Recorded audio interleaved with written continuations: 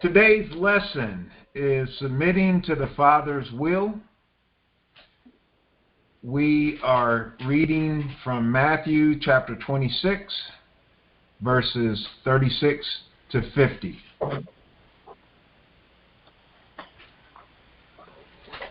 As we go through this lesson, what I want people to think about, obviously as the lesson's titled, submitting to the Father's will. But as I was preparing this, actually as I finished preparing it, I had a thought, how can we know the Father's will? So we're supposed to submit to it. I think everybody knows and recognizes that. But how can we know the Father's will? And the pastor's sermon this morning really tied a lot into it. Obviously, he talked about worship and Bible study and prayer and fellowship, service, evangelism. Those are all parts of the Father's will. And in worshiping, in Bible study, in Sunday school, as we're doing now, it's in prayer and fellowship and service and evangelism, other things, obviously, intercession could be part of it. Giving can be part of it. I mean, all of these are different things, and there could be arguments made that those are all forms of worship, right? But ultimately, it's giving ourselves away completely over to Him. Romans 12:1 and 2 says, I beseech you, therefore, brethren, by the mercies of God, that you present your bodies a living sacrifice, wholly acceptable unto God, which is your reasonable service. And now here's where we get to it. And be not conformed to this world, but be you transformed by the renewing of your mind, that you may prove what is the good and acceptable and perfect will of God. Through the giving of ourselves completely over to Him, every essence of our being, that's how we're able to prove what is the good, acceptable, and perfect will of God. So it's that completely giving of ourselves. And this lesson that we'll go through today is about how Jesus uses prayer as part of giving Himself over completely to God. And I kind of looked at it as a crescendo of His ministry. Crescendo is typically a musical term. Not sure if everybody's familiar with that, but it's the building up of sound to like a climactic point, to a high point. It starts low and then it kind of builds up. So His ministry may have started kind of small, but now it's building up to His ultimate purpose, which is giving Himself on the cross. And Jesus used prayer just before the crescendo of that ministry. So that's what we'll be talking about. Now, I'm going to go ahead and read this first part. I may ask for some volunteers later. But I stuck with the book's title of Jesus' First Prayer. Or actually, I think in there it might say First Prayer. But anyway, we're going to read Matthew 26, verses 36 to 39. And this is from the King James Version, which matches what's in our Sunday school books. It says, Then cometh Jesus with them unto a place called Gethsemane, and saith unto the disciples, Sit you here while I go and pray yonder. And He took with Him Peter and the two sons of Zebedee, and began to be sorrowful and very heavy. Then saith He unto them, My soul is exceeding sorrowful, even unto death. Tarry you here and watch with me. And He went a little farther and fell on His face and prayed, saying, O my Father, if it be possible, let this cup pass from me. Nevertheless, not as I will, but as Thou wilt. All right, so I think it's hopefully, everybody on here has read this multiple times, and we understand that Jesus is about to be betrayed. He's about to be given over for His ultimate purpose for coming, which is to die for the sins of sinners. And He's about to be hung upon a cross and crucified before all, which was God's will for His life. He had to become the perfect sacrifice. And I'm expounding this not necessarily so much for those that are on the call right now, but I'm expounding this because I'm recording it, and perhaps there might be somebody who may not fully understand Jesus, why he came. So he's going to be sacrificed according to the will of God for the sins of sinners. There is no remittance of sin without the shedding of blood, according to the Bible. And so he had to become that perfect sacrifice for all the sins that mankind created, for each, and I really should say for each individual person's sin. As our pastor talked about earlier today, it's asking someone, do they have a relationship with Jesus Christ, and they want to give you some sort of resume, oh, I went to church, or I teach Sunday school, or I do this. Well, that's not the issue. The issue is, do you have a relationship with Jesus Christ? So, getting into this particular portion of the scripture, though, into our Sunday school lesson, as Jesus went to go prepare himself to pray, there were some things that I feel that we could gather from these scriptures that we can bring into our prayer life. How do we make sure that our prayer is more effectual? How do we make sure that when we are praying, we are getting to that will of God? Right? And there's several elements that can be learned even from these first 4 verses, and hopefully I'll be able to expound upon in the next several verses.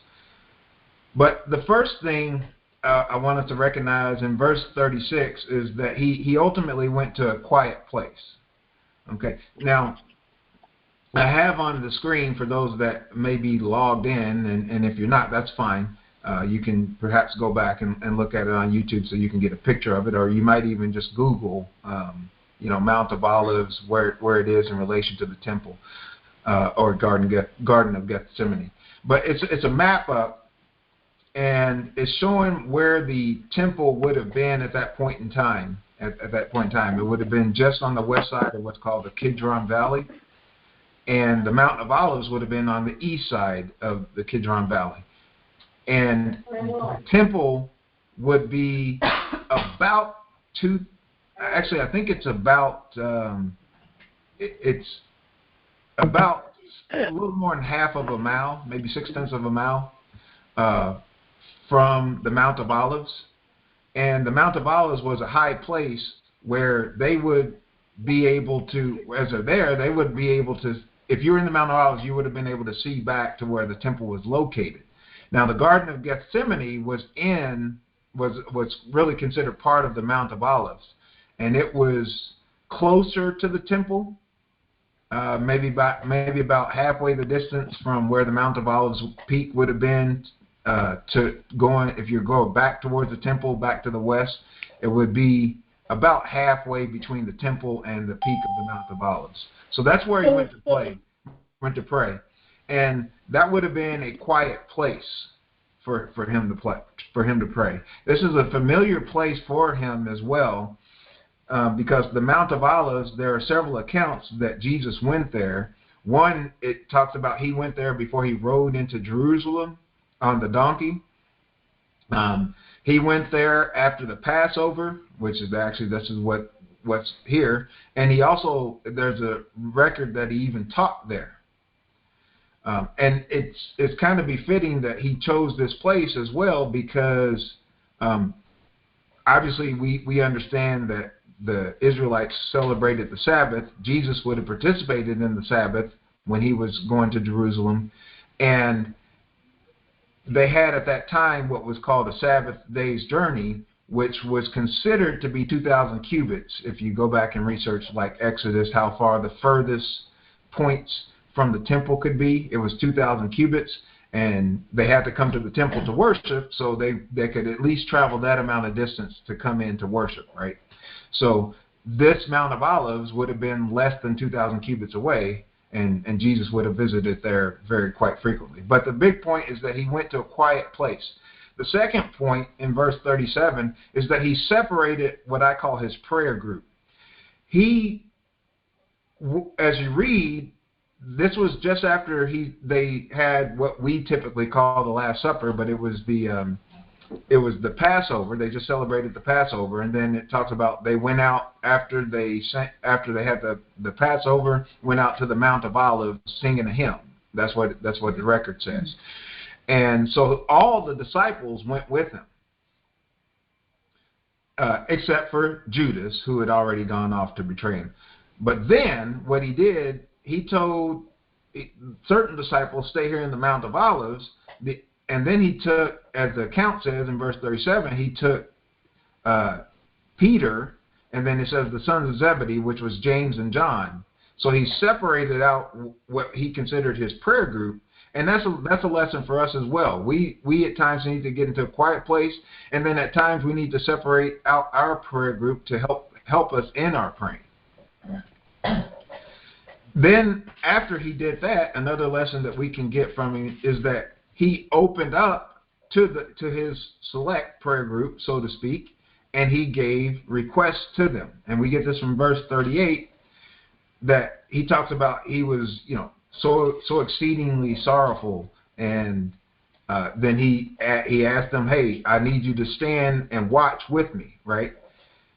Now, I equate this to opening up as getting things off of his chest. For those of us who participated in the marriage conference, Michael McGinnis, he taught about the necessity of a good relationship as one that is exposed, and he referenced back to Adam and Eve, that they were exposed one to another, being not just naked, but emotionally naked, completely open one to another. And Jesus completely opened up. He let them know, hey, I'm in a real bother here, and here's what I need from you.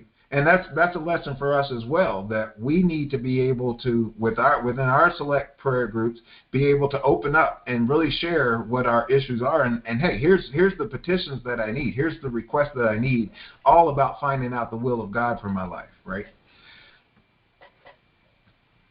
Now, the last verse, in verse 39, we see that he then positions himself with the Father.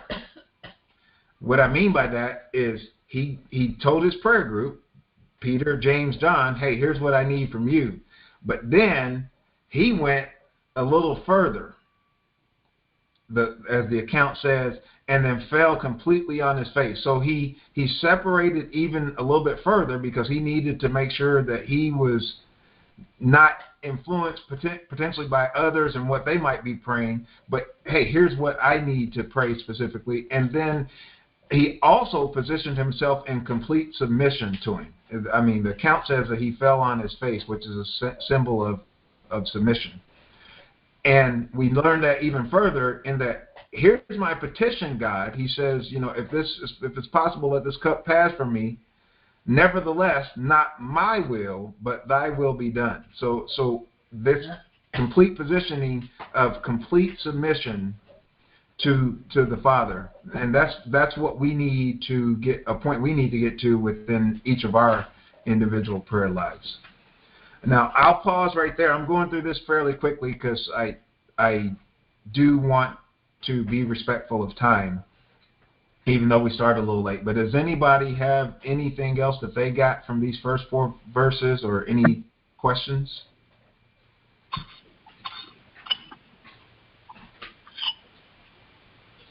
Okay, I'll take this. When I was reading, I was going to say, when I was reading it, I thought there was an emphasis. I think Matthew saw the human side of Jesus and recorded that, because he's there and he wants his friends, the people that he's closest to. The sons of Zebedee, also the sons of thunder. I think, he gave them that nickname, so I think he might have been closer to them as friends in their relationship, not just as God, the God the Son, but, as friends. And he wanted that support, because he could have went there by himself. He could have gone by himself. He knew before the beginning of human time that this was going to happen. So it wasn't a surprise. It wasn't anything that he wasn't prepared for as God, as God the Son, but as the human.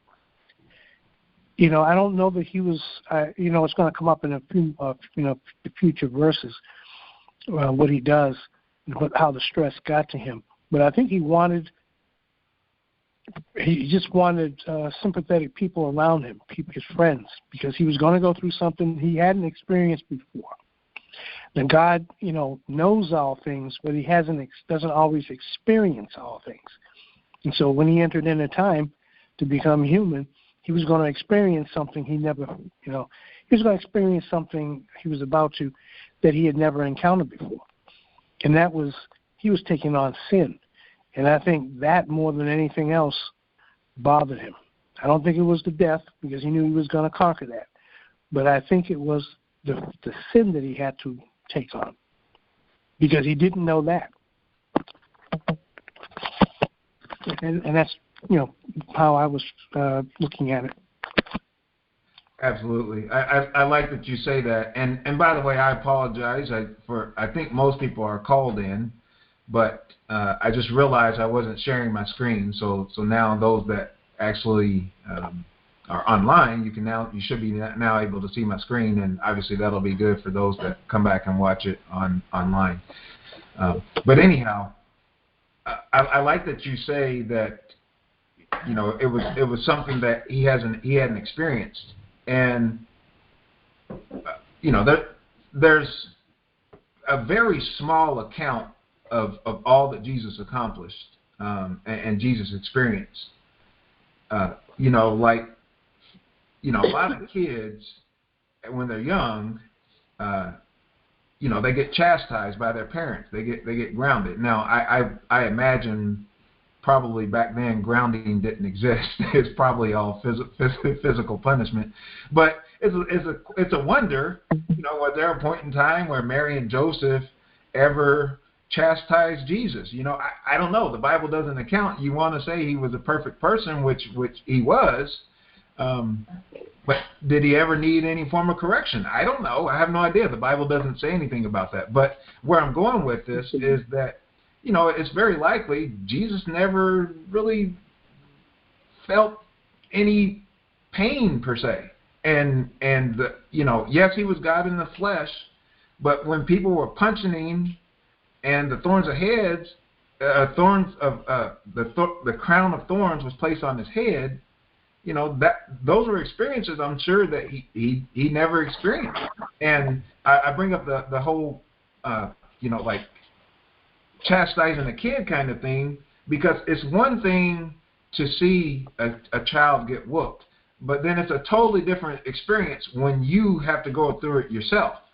And so Jesus had seen, because he is God, he had seen many people go through torture or punishment or whatever the case may be, that perhaps he as God, I shouldn't even say perhaps, he as God allowed it to happen. Maybe even that was part of their punishment for something that they did, that he prescribed. But to experience it is a whole different kind of thing that like Harry said, he hadn't experienced before. So, there was. I like that you brought that up. That was a very good point. Did anybody else have anything else?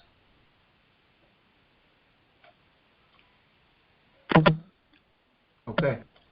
All right. We're going to go ahead and go to Jesus' second prayer, Matthew 26 verses 40 to 43, and I'll ask for a volunteer. Was there anyone that would be kind enough to read those 4 verses for me? I'll read, Damien. Okay. You said 26 through... chapter 26, verses 40 to 43. 40 through 43? I'm sorry. And he cometh unto the disciples, and findeth them asleep, and saith unto Peter, What could ye not watch with me 1 hour? Watch and pray, that ye enter not into temptation. The spirit indeed is willing, but the flesh is weak. He went away again the second time and prayed, saying, O my Father, if this cup may not pass away from me, except I drink it, thy will be done.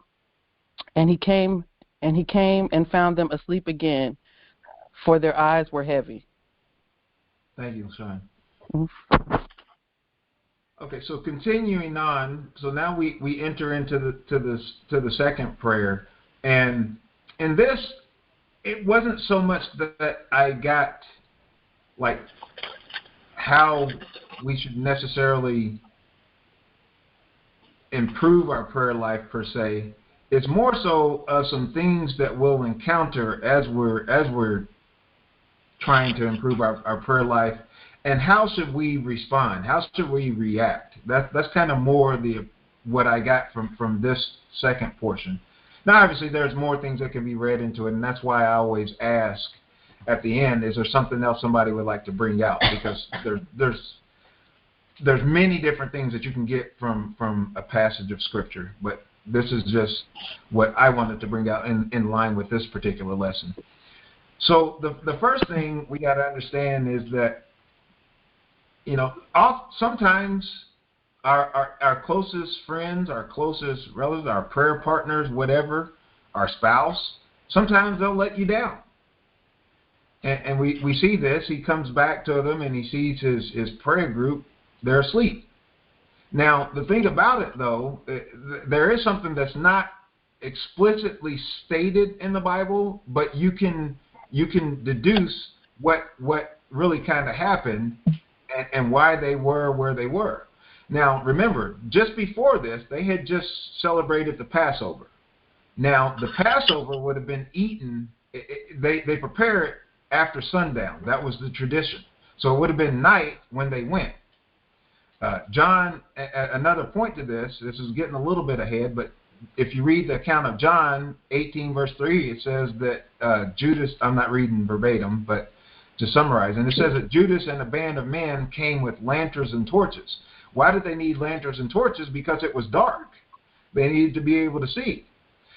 And as I mentioned, the Jewish tradition was to eat the Passover at night, and it said the instructions were to burn anything left over in the morning.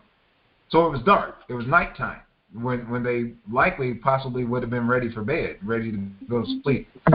And the disciples, worse yet, think about the time when you have Thanksgiving, right? You're full of turkey or ham or dressing and all this stuff, whatever it is you eat. These disciples, they're full of lamb, they're full of bread, and they're full of wine, however much wine they ended up drinking. And in Luke's account, Jesus said that he wasn't going to any more eat or drink with them until the kingdom come. So we have no idea how much did Jesus completely fast that evening? It's possible. There's an account that he talked about how he who dips his hand with me in this cup is the same that shall betray me, right? But we don't know how much Jesus consumed, but we do know that the disciples consumed, for sure. So they're full of lamb, they're full of bread, they're full of wine, and it's nighttime. So they were asleep. It's kind of understandable when you really kind of think about it. And this really kind of brings up to the next point, that though some will let you down, we need to be slow to anger. And this is Jesus, what he did. When he came to them, he didn't yell at them. He didn't necessarily chastise them. He did ask the question, what, can you not pray with me for 1 hour? But we could potentially inject emotion into it, but we don't know what his emotion was.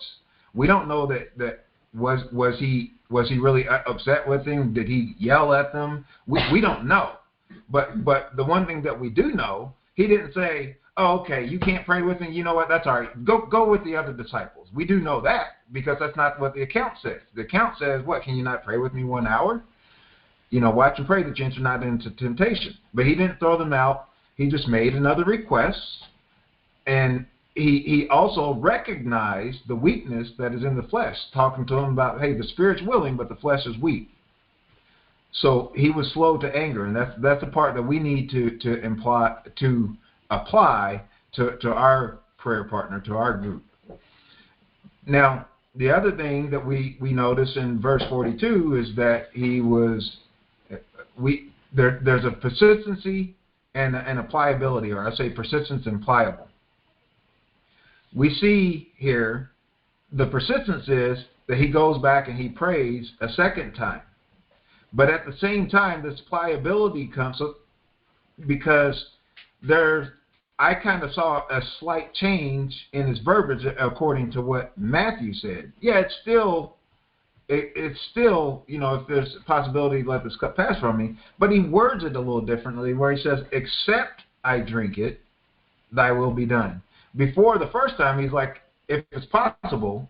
And then the second time, he's saying, okay, if it's not possible except I drink it, thy will be done. So there's a slight change. It's a similar request, but he's being flexible, or he's being more pliable with regards to how he's requesting from God. Now, there is a quick point that I do want to mention. I'm not sure if everybody understands why he referenced it as a cup. And due to the sake of time, I'll give you a verse that you can go back and you can kind of look at, and there's other references. But if you go to Isaiah 51:17, you'll hear about how God has a cup that is basically symbolic of his fury being poured into, and that he pours it out onto Israel, and he also poured it out onto others. Even in Revelation, you can go and read, and it talks about how he pours out a cup of wrath upon the nations. Now, it's considered a cup because whenever sin occurs, God is angry. The moment sin occurs, God is angry. No ifs, ands, or buts about it. But he doesn't necessarily always execute his judgment right away. So like a cup that you're taking wine or water and you're pouring into, you can pour a little bit in and pour a little bit more and pour a little bit more and pour a little bit more until eventually it runs over or you pour it out, right? And that's why it's considered a cup. God's been angry all this time, but he didn't pour out that anger he didn't completely pour out that anger until Jesus came, and then he poured it upon Jesus, all his anger for the sins of mankind, and that's how we are forgiven. But anyway, just wanted to talk about the cup for just a moment there. Now, the last part that got from verse 43 is that in our prayer life, just as Jesus, we could be presented with another temptation.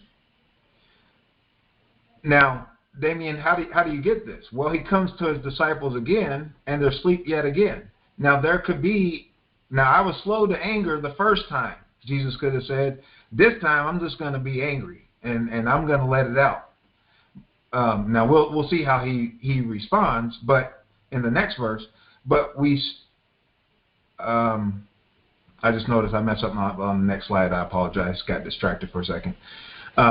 But we see that he came to them and they're asleep. And this could be a possible another temptation for him, because now he could respond out in anger.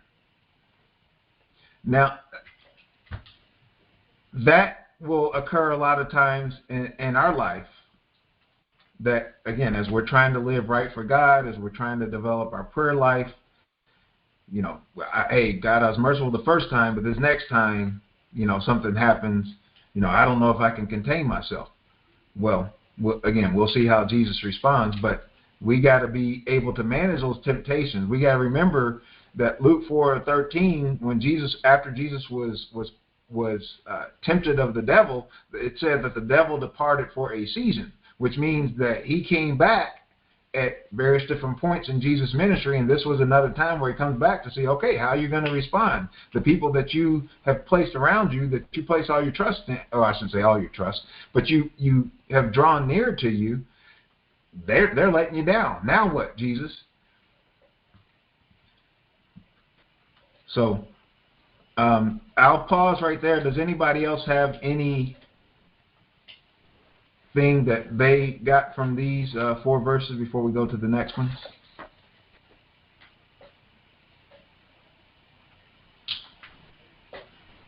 Okay. We're going to go ahead and read verses 44 to 46, and this is where I pause for just a moment. I actually realized on this slide I still have verse 40, 41, and 42, but it's actually Matthew 26, 44 to 46. And it says, and he left them and went away again and prayed the third time, saying the same words. Then cometh he to his disciples and saith unto them, Sleep on now, and take your rest. Behold, the hour is at hand, and the Son of Man is betrayed into the hands of sinners. Rise, let us be going. Behold, he is at hand that doth betray me. All right, so from this, we ended the last section with what he witnessed when he went there. And now we see what his response is. And his response is that he remained steadfast. He went back a third time. He didn't chastise them. He had the opportunity to chastise them, but instead he stayed focused on the dilemma that he was in. Now, this is a bit of a message for us to assure that we are right. And the scripture reference that I wanted to bring to the table is Matthew 7:3, where it says, And why behold you the mote that is in your brother's eye, but consider not the beam that is in your own eye? This came to mind because Jesus had no sin, right? We know that. But he had this situation where his disciples didn't respond, or his prayer group didn't respond the way that they wanted to, that he wanted them to. And we may have that situation where our prayer group or our close people or whomever don't respond the way that we want them to. But we got to understand that we're not perfect people either. And that's why I read this about, behold the mote in your brother's eye, when you got a beam in your own eye. We got to understand that we're not perfect, and we don't always do what other people want. So when people let you down, you don't have to come down upon them. Just remain steadfast in what you're trying to accomplish for God, because maybe God's having you experience this so that you get yourself right, and then you're able to help others even better. Now, we also see that he remained compassionate and calm.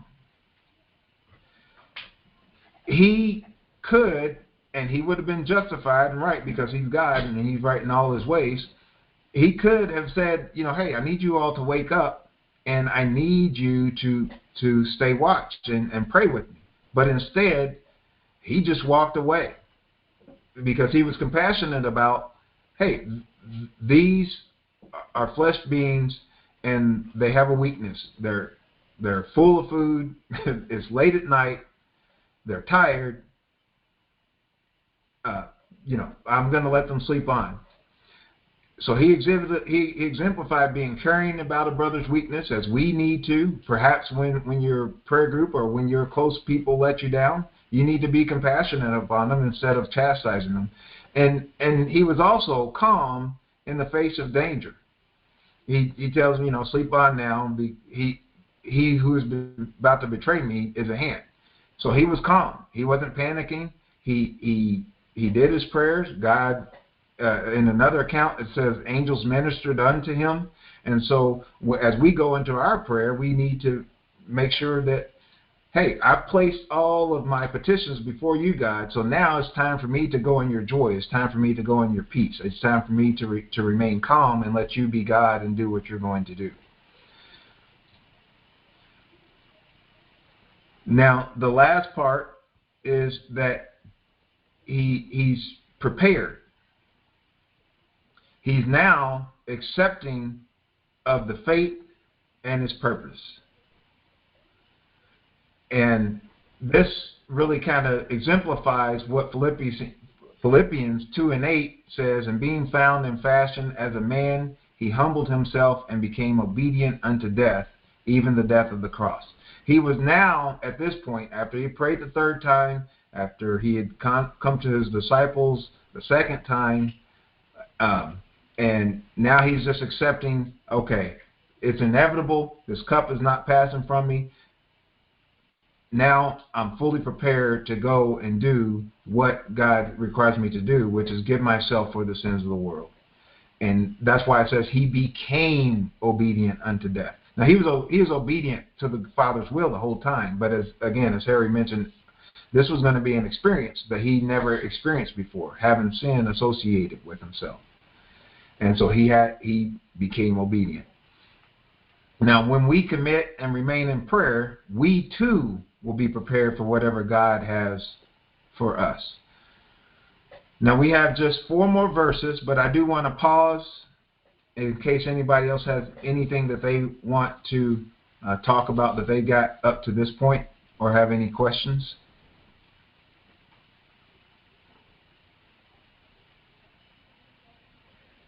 Okay, I'll take the silence as we can move on. And so this is the last section, and it's called Jesus' Betrayal. And it's Matthew 26, verses 47 to 50. Is there another person that wouldn't mind reading these 4 verses for me? Yeah, I'll go ahead and read those. Okay, verse 47. While he was still speaking, Judas, one of the 12, arrived. With him was a large crowd armed with swords and clubs, sent from the chief priests and the elders of the people.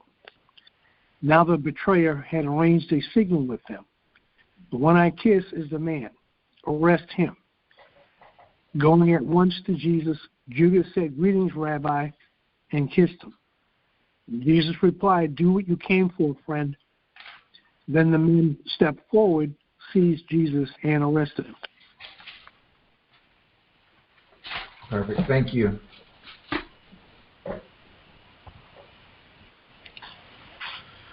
Okay, so there's a few last points I wanted to just bring about from these scriptures, and it's really talking about the benefit of prayer.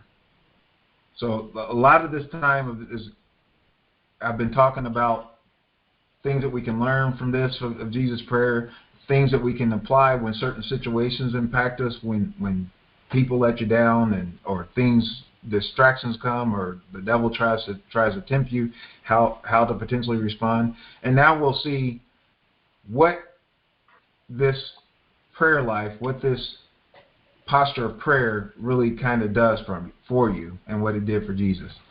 Now, first, prayer will keep you from fear. In verse 47, why yet spake, lo, Judas, one of the 12, and with him a great multitude with swords and staves from the chief priests and elders of the people. So this could have been, it talks about this great multitude coming with swords and staffs. These are instruments of war, and they're coming to get Jesus. And Jesus was not afraid. Jesus, at this point, the fear is now, any sort of fear or apprehension that he had, it's all completely gone, because he prayed up to that point. And the interesting thing about it is that these people, they were the ones that were really fearful, because if you're not fearful, why are you coming with swords and staffs? Why don't you just come, one person come and just arrest him? Come on, Jesus, you're coming with me, or whatever.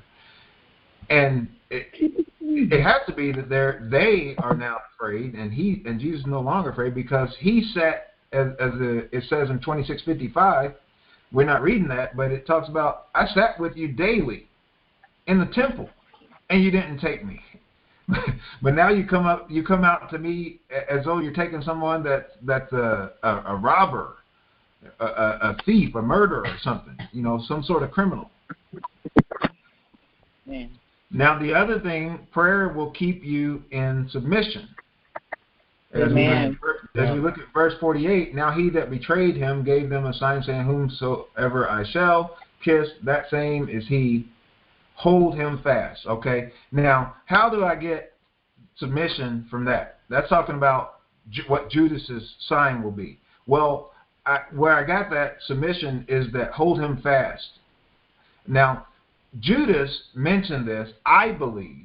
Again, the Bible doesn't explicitly state this, but I believe Judas mentions this to the crowd, because what the Bible does say is that no man takes my life. I lay it down. Jesus had to give up his life because nobody could take him. Right.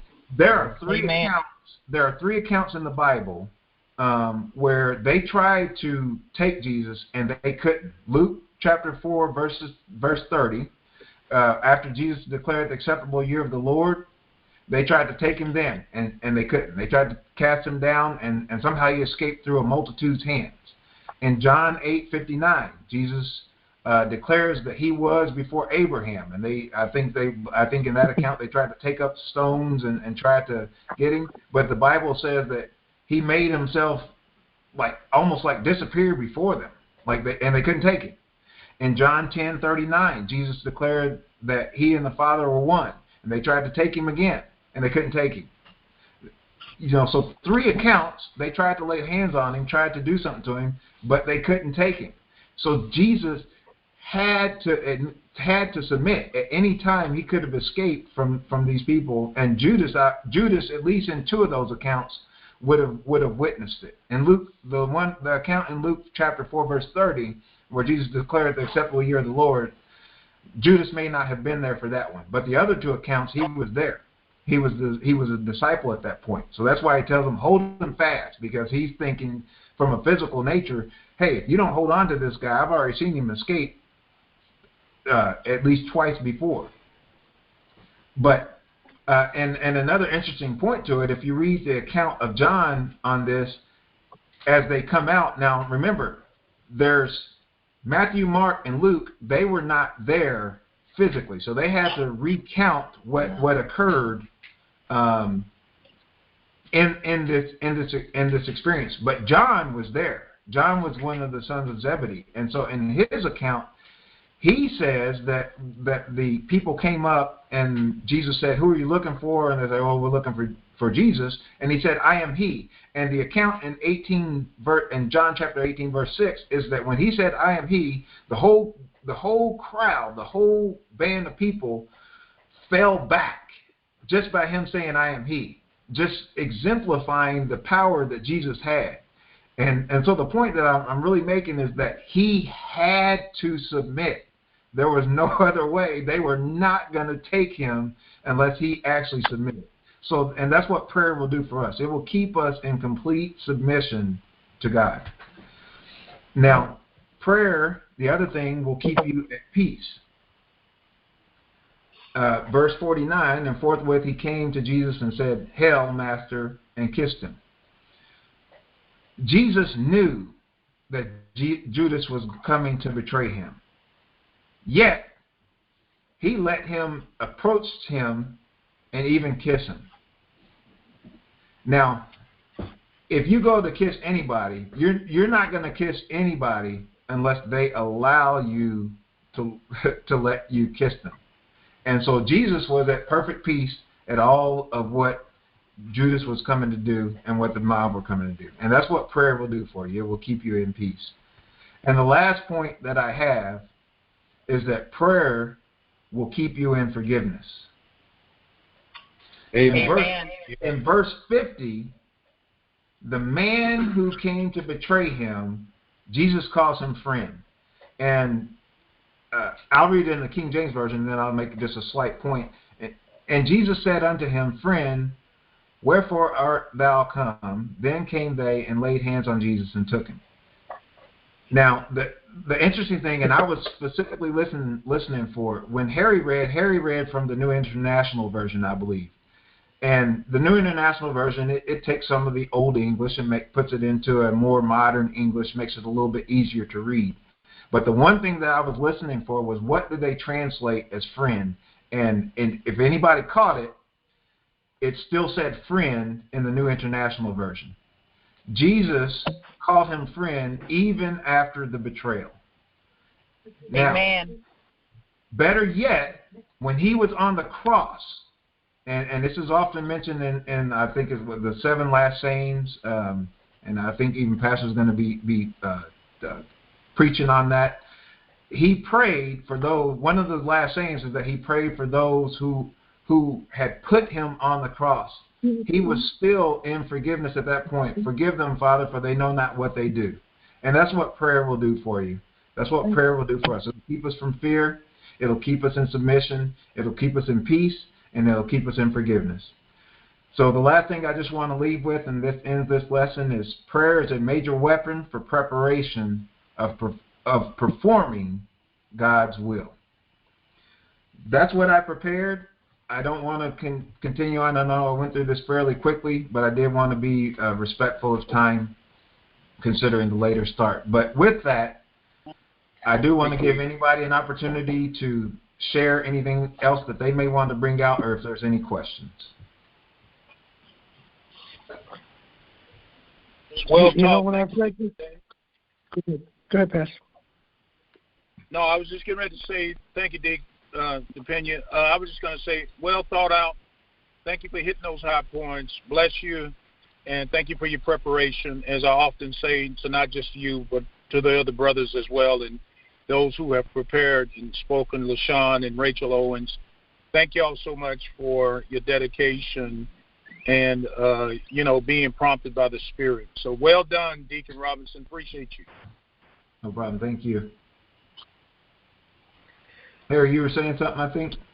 So, yeah, what I was going to say is that if you ever wondered what Jesus really looked like, he had to have been really humble and ordinary looking, because in different accounts, when they cover the betrayal, Judas has to point him out, with the kiss. He taught for 3.5 years. All the miracles he did, all the teaching that he did, all the travels, crisscrossed the country several times, and they didn't know what he looked like. You have to wonder, some of the pictures and paintings of, the imagination of people that think what he might have looked like. He had to have looked like a very ordinary but charismatic first-century Jewish man. He would have had short hair and maybe and very heavily bearded. And a lot of them back in those days used to braid their beards, and they would braid them in sevens. They would have seven beard strands coming down, from the beard. And I'm thinking that maybe Jesus did the same thing. Maybe he didn't, but it just struck me as, why wouldn't they have known what he looked like? You're going to send a bunch of people out to look for someone that you don't know what he looks like, and he's that much of a threat? I always found that odd. I don't know that it doesn't contradict anything. It's not a particular problem. It just kind of points to that he would have been humble, I think, in appearance. Physically strong because he was a carpenter, so he was handling wood, but just ordinary. That's an interesting thought. Yeah, I never really thought about that. I do know and agree with you that the depictions that are made a lot. I think it was Michelangelo. I think kind of painted an image of Jesus that is very commonly accepted. I can't remember. Or maybe it was Leonardo da Vinci. I can't remember. But it was anyway. Some of the common depictions, and that's why a lot of times I like now when I go into churches and they don't have all they'll have is maybe a cross, but they don't have any pictures up of what is supposed to be depicted of Jesus. I mean, I don't take any huge offense to it, but I just come in to understand that image and that likeness is man contrived. That's not necessarily how he looked. And I think it even I feel like there's maybe a scripture I have to look into it where God didn't really want any images made because then what people will start to do is they'll start to worship the image and not the true God. He always wanted them to focus upon the spiritual, not the physical characteristics. So, just interesting. Yep. Okay. With that, I'm going to end the recording.